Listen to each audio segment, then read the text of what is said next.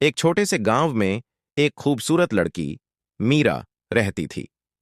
उसके चेहरे की चमक और मुस्कान इतनी आकर्षक थी कि हर कोई उसे देखकर मंत्रमुग्ध हो जाता। लेकिन मीरा को अपनी सुंदरता पर बहुत घमंड था। मीरा का घमंड इतना बढ़ गया था कि वह दूसरों को अपनी नजरों से नीचा समझने लगी। वह गांव की बाकी लड़कियों का मजाक उड़ाती और उन्हें हंसी का कारण बना देती। एक दिन गांव में एक नया लड़का राजन आया। वह न तो खास सुंदर था और न ही उसकी कोई खास पहचान थी।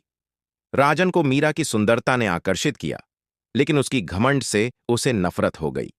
राजन ने एक दिन मीरा से कहा, तुम्हारी सुंदरता बहुत अद्भुत है, लेकिन क्या तुम जानती हो कि असली सुंदरता सिर्फ चेहरे पर नहीं होती?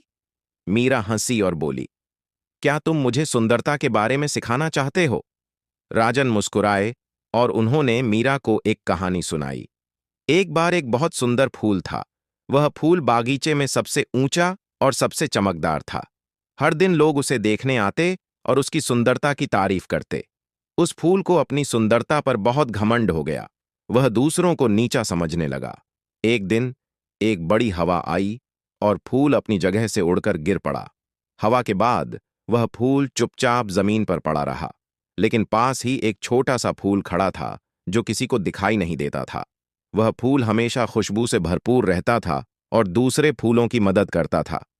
जब उस छोटे फूल ने सुंदर फूल को गिरते हुए देखा, तो उसने उसे संभालने की कोशिश की। और तब बड़े फूल को समझ में आया कि असली सुंदरता सिर्फ बाहरी नहीं, बल्कि दिल की होती है। मीरा को राजन की यह कहानी बहुत प्रभावी लगी। उसे महसूस हुआ कि सुंदरता के साथ साथ दिल की अच्छाई भी मायने रखती है। उसने अपने घमंड को छोड़ दिया और दूसरों से अच्छा व्यवहार करना शुरू किया।